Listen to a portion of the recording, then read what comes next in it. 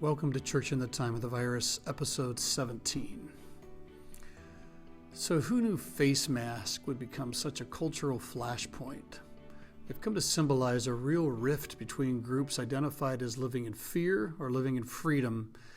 I see memes battling it out all the time, as if the presence or absence of just a small piece of cloth on someone's face has profound implications about their character and maybe even their faith. So let's talk about that. There's two kinds of fear. Unhealthy fear is the result of a distortion in our minds about the power of someone or something. It's unwarranted fear. It's the elephant afraid of a mouse. It's irrational and it's controlling, far beyond what it ought to be. These kinds of fears can become phobias.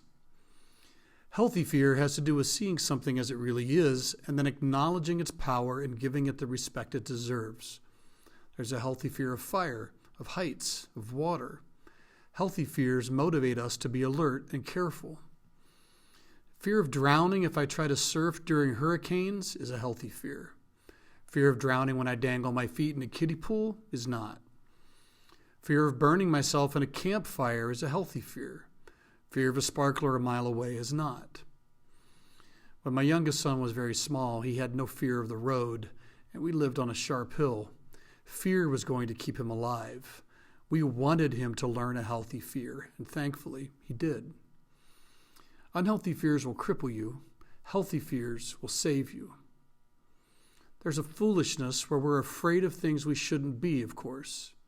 But there's also a foolishness where we're not afraid of things we should be. Can we cut each other some slack about the coronavirus? In spite of our differences of opinion about who ought to be treated as expert right now, we're all trying to figure out how to have an appropriately healthy fear that will save us and others versus an unhealthy fear that will cripple us and potentially even harm others, specifically economically. The potential for foolishness exists on both ends of the spectrum here.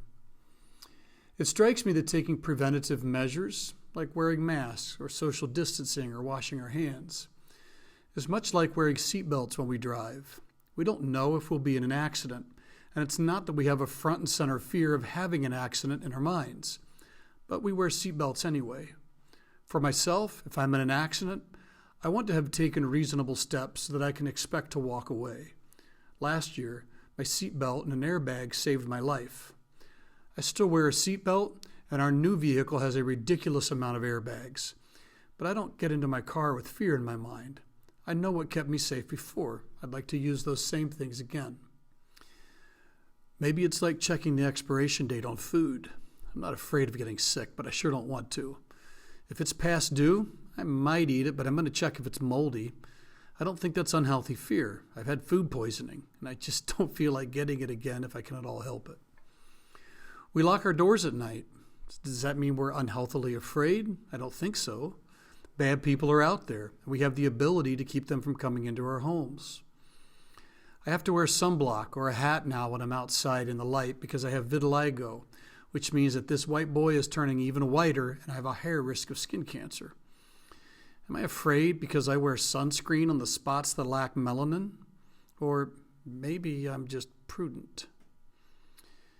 If masks equal fear, couldn't we say that about anything that we use or do to help us avoid or survive serious situations?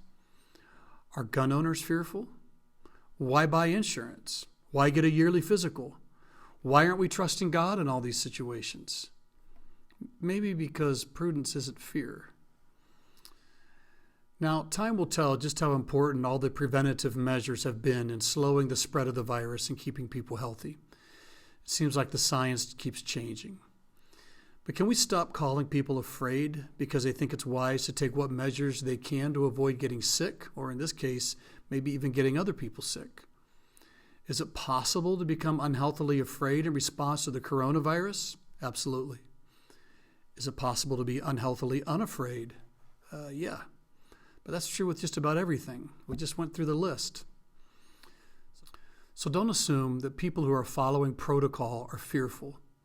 It could mean they are, of course, but once again, if just wearing a mask makes someone fearful, then so does sunblock and guns and seatbelts and expiration dates. A mask is just a piece of cloth. It's not a character indictment. So bottom line, you have brothers and sisters in Christ who wear masks for reasons that may well be none of your business and over which you ought not speculate. Maybe you should ask them why they're wearing a mask. Maybe you can build a relationship rather than fracture it. Maybe that divisive mask can motivate us toward fellowship, not away from it.